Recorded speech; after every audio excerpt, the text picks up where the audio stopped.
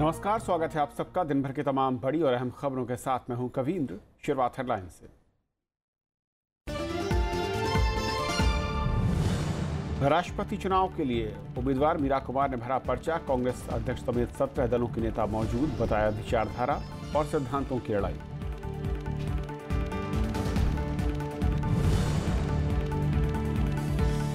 GST समारोह में शामिल नहीं होंगी टीएमसी। ममता बनर्जी ने जल्दबाजी में लागू करने का लगाया आरोप। बताया सबसे बड़ी भूल।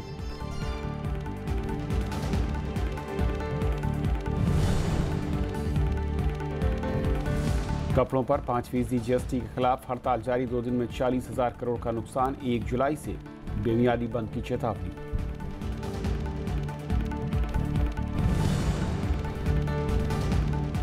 दिल्ली विधानसभा में आम आदमी पार्टी कार्यकर्ताओं ने मंत्रियों पर फेंके पर्चे।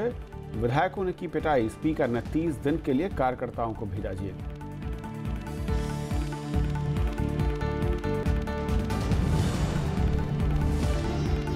एक जुलाई से आधार को पैन कार्ड से लिंक करना जरूरी। नियमों की अधिसूचना जारी। नए पैन और रिटर्न के लिए जरूरी।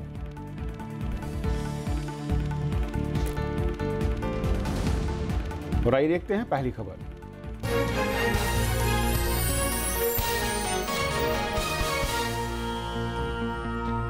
कपड़े को जीएसटी के दायरे में लाने के विरोध में व्यापारियों का आंदोलन जारी है और जिसके चलते कारोबार पर हर रोज 20,000 करोड़ रुपए का नुकसान हो रहा है। कपड़ा व्यापारी 5% जीएसटी लगाने का विरोध कर रहे हैं और मांग न माने जाने पर 1 जुलाई से आंदोलन को और तेज करने की चेतावनी दी है। देश भर में जीएसटी के विरोध में कपड़ा व्यापारियों का आंदोलन लगातार दूसरे दिन भी जारी रहा। दुकानों पर ताले लटके हैं और व्यापारी सड़कों पर धरना दे रहे हैं। कपड़ा कारोबार के लिए मशहूर देश के प्रमुख शहरों में कारोबारियों ने अपनी दुकानें मंगलवार से 72 घंटे के लिए बंद रखी हैं। हमारे वित्त मंत्री श्री अरुण जेटली जी से तथा जीएसटी काउंसिलिंग से ये मांग की है कि टेक्सटाइल घटक पे जिस तरीके का आपने जीएसटी का कर ढांचा लगाया है उसमें हमारे सरलीकरण की मांग पे ध्यान दे करके आप इसे वन टाइम यार्न पर टैक्स ला करके और बाकी सारे घटकों को फ्री रखिए। व्यापारी जीएसटी के कपड़े पर 5% कर लगाने का विरोध कर रहे हैं। उनका कहना है कि इससे उत्पादन लागत बढ़ेगी और कपड़े महंगे होंगे। साथ ही वो जीएसटी के सख्त नियमों को लेकर भी परेशान हैं। इसमें बहुत ज़्यादा जटिल प्रक्रिया है जो कि व्यापारियों की समझ से बहुत दूर है और ये सारा काम पढ़े लिखों वाला कर रहे हैं। व्यापारी ज़्यादातर अपने बिजनेस की तरफ फोकस कर सकता है, वो किताबें बनाने की तरफ इस तरफ नहीं जा सकता। 3 दिन की हड़ताल के बाद व्यापारी 30 जून को काला दिवस मनाएंगे और मांगे नहीं माने जाने पर अनिश्चितकालीन आंदोलन की चेतावनी दी है। कपड़ा व्यापारियों का दावा है कि बंद से रोज 20,000 करोड़ का नुकसान हो रहा है। जो कपड़े का व्यापार है वो एक व्यापार 10 बार 10 हाथों से निकल कर चलता है। अगर 10 बार होलसेल से रिटेलर से सेमी होलसेलर उपभोक्ता तक जो माल जाएगा ये 20 से % माल महंगा हो जाएगा और उपभोक्ता को ये महंगा माल मिलेगा। जीएसटी में सूती कपड़ों, धागों और फैब्रिक पर 5% कर लगाया गया है। सिंथेटिक या मानव निर्मित फाइबर और सिंथेटिक धागे पर 18% कर लगेगा। 1,000 रुपए से अधिक कीमत के परिधानों पर 12% जीएसटी लगाया गया है। देश में कपड़ा उद्योग $10,800 करोड़ का है और करीब 10 करोड़ लोगों को रोजगार देता है। लेकिन बीते 2 साल से इस कारोबार में सुस्ती देखी गई है। जीएसटी ने व्यापारियों की मुश्किलें और बढ़ा दी हैं। Bureau report, Rajya Sabha TV. तो टेक्सटाइल इंडस्ट्री पर किस तरीके का इम्पैक्ट और क्या उनकी मांगे हैं, बातचीत करने के लिए स्टूडियो में खास मेहमान अरुण सिंघानिया हमारे साथ, जो कि प्रेसिडेंट हैं डीएचएमएस से। अरुण जी, स्वागत है आपका। धन्यवाद। सबसे पहले तो विरोध क्यों है? ये 5% का जो दायरा है सरकार ने सबसे लो रेट पर आप लोगों को रखा, उसके बावजूद ये विरोध क्यों होना था? जी बताएं, आप क्यों विरोध है इस बात को लेकर? विरोध इसके अंदर सबसे बड़ा ये है कि कपड़े के अंदर विगत 70 सालों से कोई टैक्स नहीं था।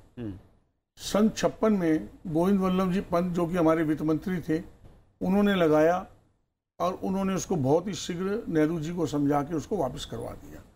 कपड़े का व्यापार 30 करोड़ आदमियों से जुड़ा हुआ है। 10 करोड़ आदमी तो डायरेक्ट रोजगार में है, बाकी आदमी उसकी ट्रांसपोर्टेशन में, मतलब इस तरह जो उसका जिसे एंसिलरी व्यापार कह सकते हैं, इस तरीके से 30 करोड़ आदमी है। ये एक बिखरा हुआ व्यापार है, ये बहुत कोई ऑर्गेनाइज सिस्टम का व्यापार नहीं है। हम लोग इस तरीके से ना तो इस टैक्स को अपने आप को उसके अंदर समझा सकते हैं कि हम इसको समझ लें, इसको लगा लें, और उसके अलावा सबसे बड़ा तो इस सरकार खुद ही संशय में थी, खुद ही और सस्पेंस में थी। सबसे आखिर में 3 जून को इन्होंने इसको जीएसटी की सूची में डाला, और सब व्यापार को इन्होंने कब का डाल रखा था। तो इनके मन में कहीं संशय होगा कि कपड़े पे टैक्स जीएसटी लगाएं या ना लगाएं। तो 27 दिन आप समझ सकते हैं कोई पर्याप्त नहीं होते। हमारा विरोध इसलिए है कि इसको नहीं, तो आप टैक्स के विरोध में हैं या फिर जो टाइम आपको कम मिला है उसके चलते? प्रथम तो हम जीएसटी के विरोध में ही हैं। द्वितीय, हम भारत के नागरिक हैं, हमारी कोई सरकार से लड़ाई नहीं है। फिर भी अगर वो कोई चाहते हैं हमारे साथ बैठ के विचार विमर्श करें, ना कि विचार विमर्श करने के लिए उनको सीआईआई या फिकी इम्प्लीमेंट हमें करना है, चीज को हमें भुगतना है, टैक्स हमें लगना है। जो बड़ी इंडस्ट्री है उनको तो बल्कि जितना टैक्स नहीं लगेगा उससे ज्यादा उनको इनपुट मिल जाएगा। और हमारे को जिस तरीके के आदमियों से कपड़ा बेचना पड़ता है उसके अंदर हम इसको समझते हैं कि हम एप्लीकेबल कर ही नहीं सकते। फिर भी सरकार हमें 4-6 महीने का टाइम दे, हमारे साथ विचार विमर्श करे। अगर हमें समझ में आता है तो कोई विरोध के लिए विरोध नागरिक नहीं करता कभी भी। तो सरकार ने तो अब कॉल सेंटर खोल रखा है, सरकार ने वॉर रूम बना दिया है। अगर सिस्टम को समझना है, उसको कैसे इम्प्लीमेंट करना है, फाइनल पर जाकर किस तरीके से टैक्सेशन करना है, उसके लिए सरकार पूरी को तैयार है। आप मुझे बताइए 27 दिन के अंदर कौन से सेमिनार, कौन से वार रूम के अंदर 1-1 हजार आदमियों को बिठा के आप समझा सकते हैं? क्या ये प्रैक्टिकल है? 1,000 आदमी जब सवाल करेगा वो 1.5 घंटे में, 1 घंटे में कितने आदमियों को तो जवाब दे देगा और कितनों को संतुष्ट कर लेगा? और 27 दिन के अंदर, 27 भी नहीं बल्कि 26 दिन, 3 तारीख को इन्होंने अनाउंस किया है, 30 तारीख के अंदर 26 ही दिन होते हैं। हमें आप समय दीजिए, हमें समझाइए। वो तो आते हैं जो वार रूम या सेमिनार है, अपना एक भाषण सा देते हैं, सिर्फ एक अच्छी सी बातें बताते हैं कि आप टेलीफोन का बिल दोगे उसका इनपुट आपको मिल जाएगा। टेलीफोन का बिल किसी दुकानदार का हजारों में भी नहीं आता है, क्या इनपुट मिल जाएगा? पहले हमें समझाए, खुद गवर्नमेंट ही कॉम्प्लिकेटेड है। पहले इन्होंने 18% लगाया जॉब वर्क के ऊपर, फिर उन्होंने उसको 5% कर दिया। अभी भी इसमें कॉम्प्लिकेशन है कि ये 18 और 5 रेडीमेड गारमेंट पे भी किया है, जॉब वर्क पे, या सिर्फ फैब्रिक पे किया है। फैब्रिक किसे कहते हैं, ये पूरी बड़ी इसके अंदर कविंद्र मैं ये कह सकता हूँ बहुत डिस्कशन का आइटम है। कपड़ा एक इतना कोई सरल आइटम नहीं है। नहीं, क्योंकि सरकार का ये दावा है कि कई सारे इशूज थे ऐसे जिनको इसके प्रोसेस को और स्टेप बाय स्टेप उसको सरलीकृत किया गया है। अगर टेक्सटाइल इंडस्ट्री को या उससे जुड़े लोग कंफ्यूज हैं या फिर उनको लगता है कि ये कैसे इम्प्लीमेंट होगा, इसको लेकर दिक्कत है, तो सरकार उसको समझाने को तैयार है। लेकिन अगर टैक्स के ही आप खिलाफ हैं तो वो एक दूसरा मसला है। मैं इसलिए बार बार आप सवाल पूछ रहा हूँ कि टैक्स लगने से दिक्कत है या फिर सिस्टम को समझने में, क्योंकि सिस्टम समझने के लिए वक्त या फिर प्रोसेस हो सकता है। मैंने आपको बताया बेसिक बात है, हम टैक्स के खिलाफ हैं, परंतु एक नागरिक होने के कारण हम आउटराइट कहते हैं नहीं जी ये टैक्स नहीं लगना चाहिए। हमें वो समझाएं, हमारे हिसाब से तो हम उनको समझा देंगे कि ये टैक्स उनको नहीं लगाना चाहिए। क्योंकि सरकार के पास जो आंकड़े हैं सिंघानिया साहब, टेक्सटाइल इंडस्ट्री में बहुत सारा जो सिस्टम है या पैटर्न है उसमें ऐसा है कि जो टैक्स से एग्जम्प्टेड रहा है अब तक। कई सारी चीज़ें हैं और कई लेयर पे ये होता है। एंड प्रोडक्ट पर अगर जीएसटी 5% के दायरे में आपको लाती है, यानी कि आपकी इंडस्ट्री को लाती है, तो सबसे लोअर ब्रैकेट में है। वो बात तो ठीक है, हम तो इसके क्रियान्वयन में, इसके इम्प्लीमेंट की प्रॉब्लम बता रहे हैं आपको। हमने टैक्स की परसेंटेज को या टैक्स से, तो मैं कह ही रहा हूँ आपसे कि इस देश के नागरिक है, टैक्स देना हमारा कर्तव्य है, हम टैक्स देने से इनकार नहीं करते। हमें पूरा उम्मीद है अगर हमारे साथ भारत सरकार या उनका कोई भी प्रतिनिधि हमसे बातचीत करेगा, हम उन्हें समझा देंगे ये टैक्स नहीं लगना चाहिए। अगर वो हम नहीं समझा ही पाएंगे हम उनसे समझ लेंगे। हमारी बेसिक लड़ाई आज भी एक ही है, लड़ाई भी मैं गलत शब्द बोल गया, हमारा विरोध ही एक है कि जीएसटी हमारे कपड़े के ऊपर जब 70 साल से नहीं था, तो आज ऐसी क्या विपत्ति आपत्ति आ गई कि गवर्नमेंट का सिर्फ एक ही सिस्टम रह गया है कि अपने देश के नागरिक से टैक्स लो, और इसके अलावा कोई सिस्टम नहीं है। महंगाई 3 साल में बदस्तूर बढ़ रही है। नहीं, वो अलग मुद्दे हैं, लेकिन अगर नहीं तो सिर्फ टैक्स लेना ही मुद्दा है। सरकार के साथ आप कह रहे हैं कि प्रोसेस समझने की दिक्कत है, तो मैं उम्मीद करता हूं कि सरकार के प्रतिनिधि आप लोगों के साथ बैठें और उस सिस्टम को समझाएं और जो टेक्निकलिटीज है उससे भी आपको वाकिफ कराएं। बहुत बहुत शुक्रिया हमारे साथ चर्चा में शामिल होने के लिए। धन्यवाद। और ये थी पहली खबर।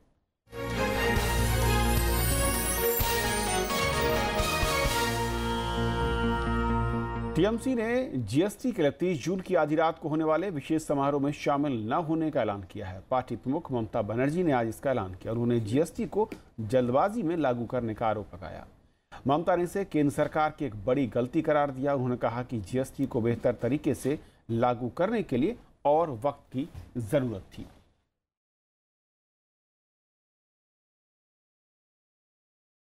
और फिलहाल एक ब्रेक, और ब्रेक के उस पार कुछ और खबरें।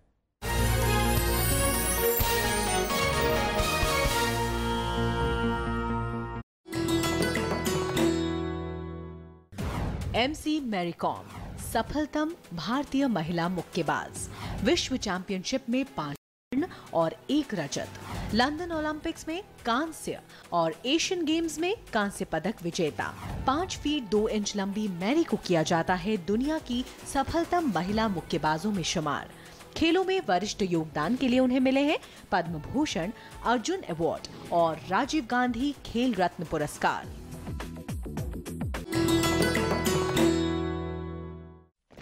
आजादी की जंग लड़ने वाले मेरे दोस्तों, आजादी चाहिए तो उसकी कीमत खून दे के चुकानी होगी। तुम मुझे खून दो, मैं तुम्हें आजादी दूंगा।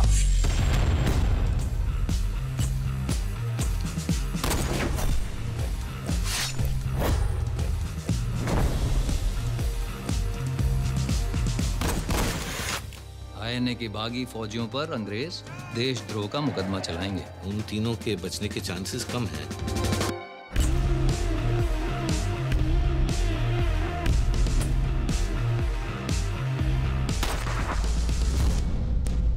This trial and its judgment will be remembered throughout history.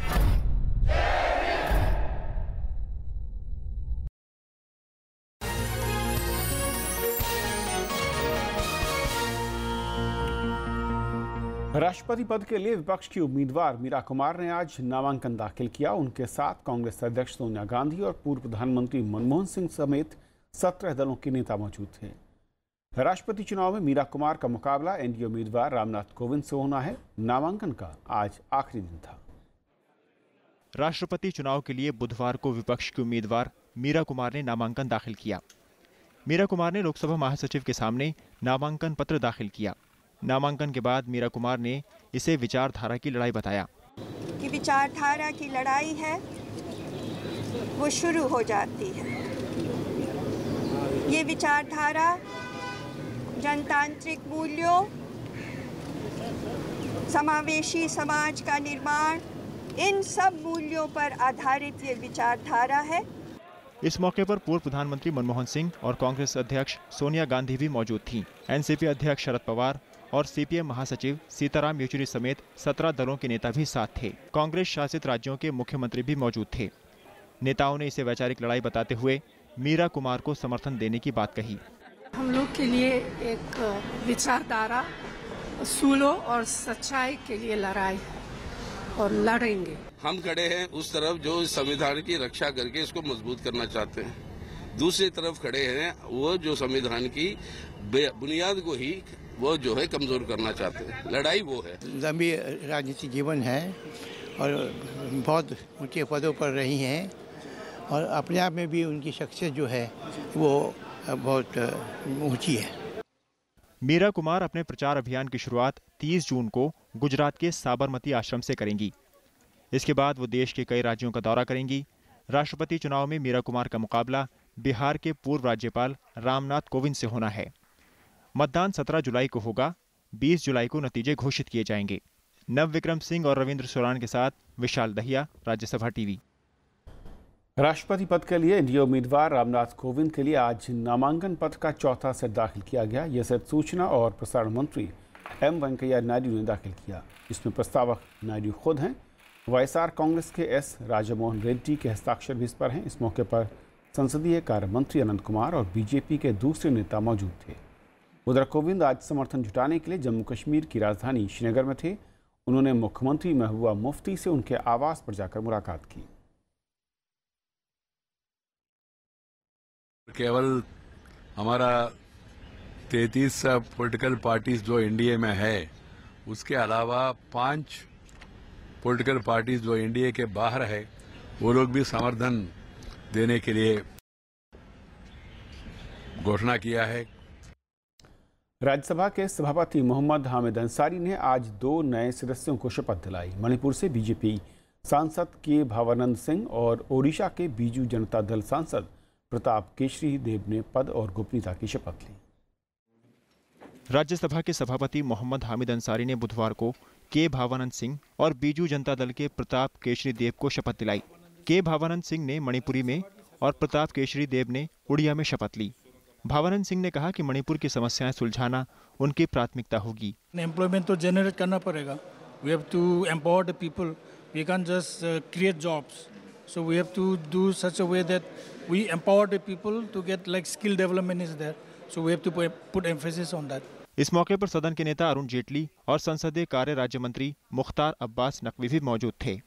Bureau report, Rajya Sabha TV. Congress ने आरोप लगाया है कि केंद्र सरकार राष्ट्रीय सुरक्षा के साथ खिलवाड़ कर रही है। कांग्रेस नेता गुलाम नबी आज़ाद ने कहा कि सैयद सलाहुद्दीन को वैश्विक आतंकवादी घोषित करने वाले अमेरिका के बयान में जम्मू कश्मीर को भारत प्रशासित बताया गया है। उन्होंने कहा कि अमेरिका में होते हुए भी प्रधानमंत्री ने इस पर विरोध दर्ज क्यों नहीं कराया। कांग्रेस ने कहा कि जम्मू कश्मीर भारत का अभिन्न अंग है। वो इसका जवाब दे, देशवासियों को जवाब दे। वो जवाबदेही है पूरे देश के सामने। हमारे जो मंत्री हैं, defence minister, home minister, foreign minister, I&B minister, इनको जवाब देना चाहिए, क्यों चुप है। दिल्ली विधानसभा के विशेष सत्र के दौरान दर्शक दीर्घा से पर्चे उछालने वाले 2 लोगों को 1 महीने के लिए जेल भेजने का प्रस्ताव पारित किया गया है। ये दोनों आम आदमी पार्टी से जुड़े हैं और मुख्यमंत्री अरविंद केजरीवाल और मंत्री सत्येंद्र जैन के खिलाफ कार्रवाई की मांग करते हुए उन्होंने सदन में पर्चे फेंके।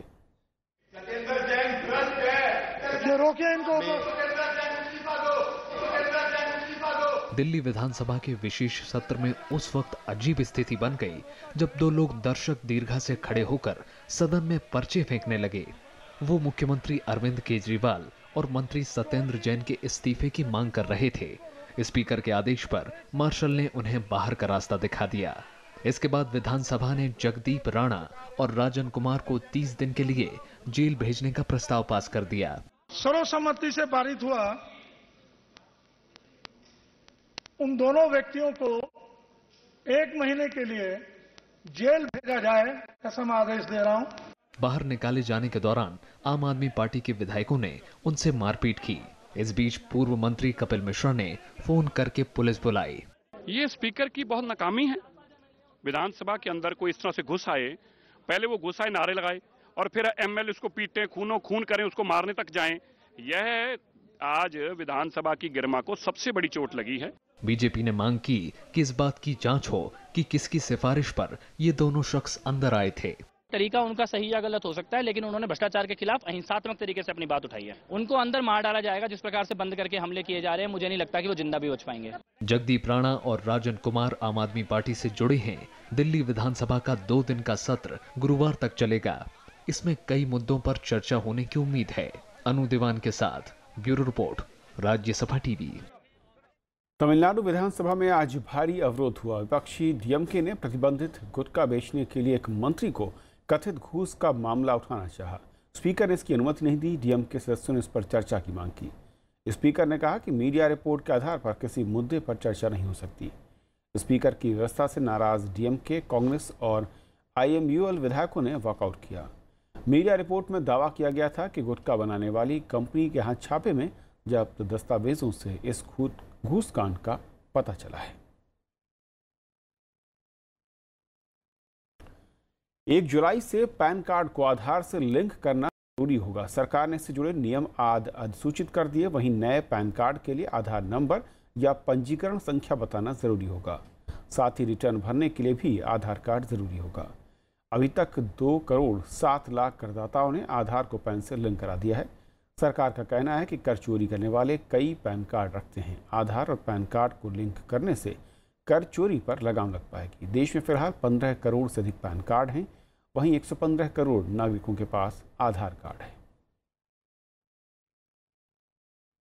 मध्य प्रदेश में किसानों की मुश्किलें खत्म नहीं हो रहीं। सरकार ने प्याज का न्यूनतम समर्थन मूल्य भले ही बढ़ा दिया हो, लेकिन मंडियों में व्यवस्था न होने और जगह की कमी के चलते खरीद नहीं हो पा रही और ऐसे में बारिश के चलते किसानों को हजारों टन प्याज सड़कों पर बर्बाद हो रहा है। मध्य प्रदेश में मानसून पहुंच चुका है, लेकिन मंडियों के बाहर किसान ट्रैक्टर में प्याज लेकर अपनी बारी का इंतजार कर रहे हैं। बारिश के चलते खुले में रखे प्याज के खराब होने की भी आशंका बढ़ गई है, लेकिन पहले से भरी हुई मंडी में इनका प्याज लेने को प्रशासन तैयार नहीं है। बारिश में परेशान होती है, सुबह का प्याज भींग दिया, पल्ली ला के डाली, रात को आके पड़े थे ना की जगह, रात भर मच्छा खाए। अरे अब वो ला रहे हैं प्याज किराया, कहीं पटवारी का लिखा लाओ, कहीं इसका लाओ उसका लाओ, मतलब सुबह से परेशान है। 30 जून तक ही सरकार किसानों से प्याज खरीदेगी। किसानों को डर है कि अगर सरकार ने प्याज नहीं खरीदा तो उन्हें बाजार में 8 रुपए के भाव से खरीदार नहीं मिलेगा। ये दिक्कत है पानी छानी की और ये तुलाई की। अब आज मालूम पड़ी कि वो उससे पटवारी से लिखवाओ, पहले से बोली नहीं। भोपाल की करौद मंडी के 15 शेड में से 9 में करीब 8000 टन प्याज रखा है, लेकिन बारिश में सैकड़ों बोरियां भीग चुकी हैं। अब मंडी प्रशासन ने तय किया है कि वो भोपाल के अलावा दूसरे जिलों के किसानों का प्याज नहीं खरीदेगा। करीब 500 से 1000 के बोरे होंगे जो बारिश में भीग गए हैं, क्योंकि शेड में खुला हुआ है और हम मालों के द्वारा रखने उठाने में किसानों में जल्दबाजी से उठा के रखने में अंदर तक नहीं लेके गए, इसकी वजह से वो गिर गया। मध्य प्रदेश सरकार ने इस साल 8 रुपए किलो की दर से 8 लाख टन प्याज खरीदने का लक्ष्य रखा है, लेकिन अब तक 4 लाख टन ही खरीद हुई है। साथ ही इसके भंडारण की उचित व्यवस्था नहीं है। Bureau report, Rajya Sabha TV. अलग गोरखालैंड की मांग को लेकर चल रहा आंदोलन 20वें दिन भी जारी रहा। गोरखा जनमुक्ति मोर्चा ने फिर से दोहराया कि जब तक उनकी मांग नहीं मानी जाती तब तक आंदोलन से कदम वापस नहीं खींचे जाएंगे।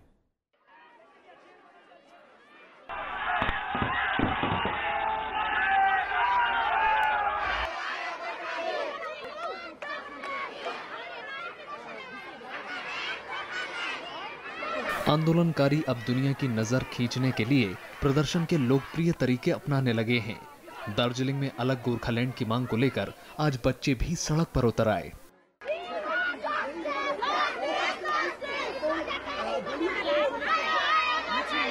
शहर में आज कई जगहों पर प्रदर्शन देखने को मिला। गोरखा जनमुक्ति मोर्चा के 2 कार्यकर्ताओं की गिरफ्तारी के विरोध में सदर पुलिस थाने के सामने भी प्रदर्शन हुआ।